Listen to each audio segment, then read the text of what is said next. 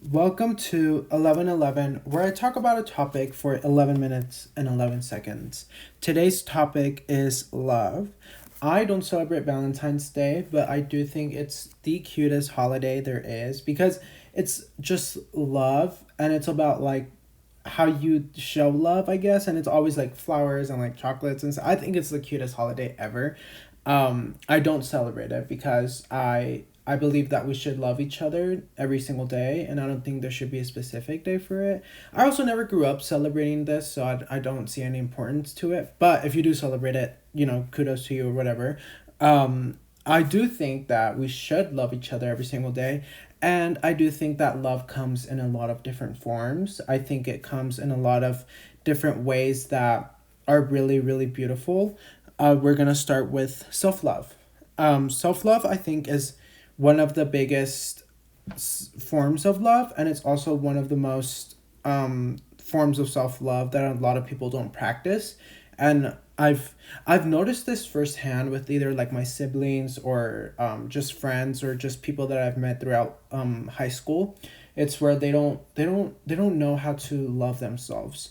And I think self love and self respect go hand in hand, but self love is I've I'm very lucky to know what self love is. I think it goes from knowing your worth. I think self love is being comfortable in your own skin, and I think self love is just really loving who you are as a person, and it's also like recognizing that you have different forms of beauty, and you have to recognize that you are beautiful. I feel like that's what self-love is, but it can go into a lot of different ways for a lot of different people. That's just how I see and how I view it. I've also been super focused on working on myself. I think a huge form of self-love is by loving my body and by treating it with respect. I feel like not allowing other people to sexualize my body, not allowing other human beings to just use my body as they please, and then not respect my body and not love my body. So I think I've respected my body and I've treated my body with love in that aspect. But also working out, I think I treat my body by working out with so much love because I'm trying to get its best potential. And I something that I've learned as I'm working out and as I'm doing changes, I have to really love the process. I have to really love and just appreciate every single little thing when as I'm working out and as I'm viewing different things of my body, because I think a form of love, of self-love, is being patient with your body. This can go with how you think or how you manifest and stuff like that. You really have to be patient with certain things, and as when you're working out, the process is slow. So I've learned how to treat my body with patience, and I think that's self-love. I've also learned how to eat healthy. I It's not something that I've conquered to its 100%, but it is something that I'm really passionate, and it's something that I feel like um uh I'm very I know what's healthy and what's not, to some point. There's obviously a lot of learning to always do, and you can always grow and learn new things, but I feel like as of right now I'm really healthy. I think I'm able to enjoy certain foods that are considered healthy, quote unquote healthy, and I'm able to treat my body, because I think a form of self-love is also treating your body with yummy food. And I think it's okay to reward yourself and treat yourself, because it's it makes you happy, and sometimes food is a love language. Sometimes food is a way to show love, and I sometimes show my body love by eating a yummy vegan cupcake, or maybe eating something that isn't super healthy. But I also think that I've been treating my mental health the same way that I treat my body as like physical health with love. I treat my mental health with love, because I think it's one of the biggest components to living a self love journey, is treating your mental health first. I think I've been reading. I haven't been forcing myself, but I have been trying to push myself more to read, because I think reading specific books that help me grow and that teach me things and that teach me exercises or teach me how to view different, view the universe or view manifestations, or just, different viewpoints, is something really important for, at least for me, to, just grow and to reach a better mental health. I think that's very important. But also journaling. I think journaling is a universal love language. I don't know any of the love languages, but I think journaling and allowing yourself to journal is something so beautiful, because you're really just pouring your thoughts into a journal, and you're understanding yourself a lot more. You can do journal prompts that help you build yourself, or that help you, figure yourself out more. And journaling is just major to me, to be able to understand myself, and to be able to have a clear mindset. Another major one that I've been doing recently has been therapy. I think therapy is a major self-love language. I think being able to learn how to cope with certain triggers, or to be able to get advice from, a person who went to college, and who has a lot of more knowledge than, certain other things. It's really important, and it allows. I've done it once, because I'm starting my journey, and it just helps me have a clear mind, and it just helps you talk, and it help, so I think therapy is a really good self-love form. But I'm also a big believer in that it doesn't have to be something so major.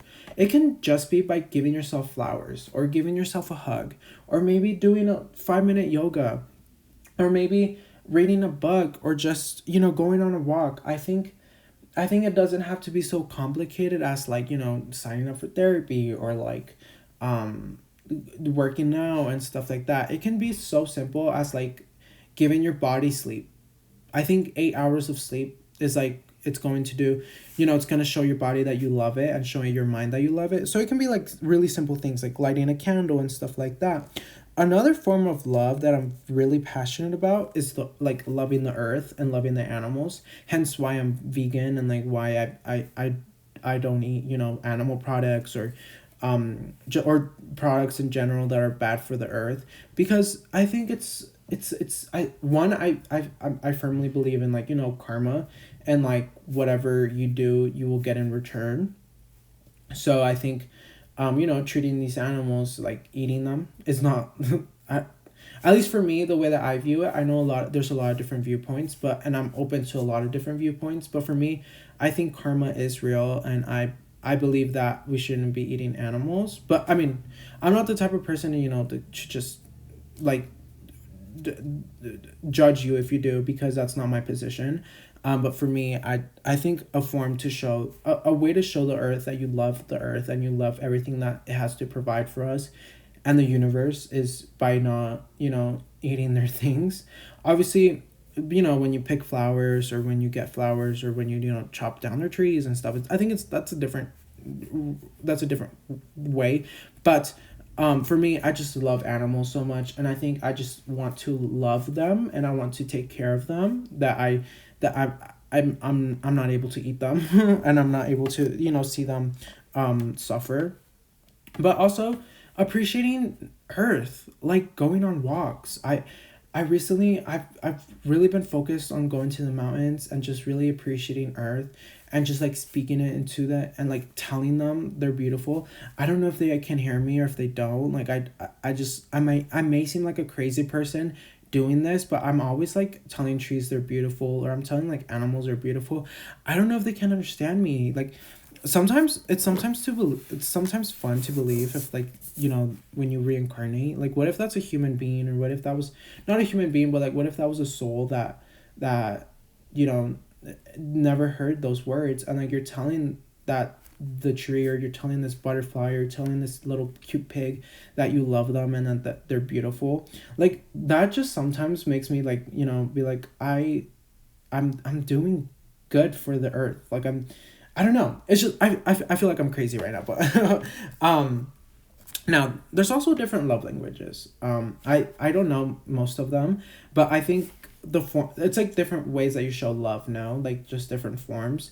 I think I show love mainly by like making time for my friends and family. I think I try to schedule things and like try to hang out with them as much as I can, or when you do hang out with them, it's something special and it's something that you hold close. And I think that's just my love language, like making time for my friends and making, replying to messages and stuff like that. I think that's important to me, and I think that is a form of love language because we're all so busy and like we're trying to figure out life and stuff. And I think that's a good love language, just being able to make time for your friends and replying to them, or giving them the time that they deserve, because human beings deserve quality time. So I want to provide that for them. Another form is, gift giving. I just love making things. It can be a drawing, it can be buying them something, it can be, whatever, a coffee, a cheesecake, a bagel, anything. And I think it's beautiful being able to show your love to other human beings, or being able to, even buying it to yourself. I like giving someone something that makes them happy. It just brings me so much joy. But that was today's episode. I hope you enjoyed it. Thank you so much for listening. And I hope you had a beautiful, beautiful time. See you next time. Thank you so much for listening. I hope you liked it. Bye.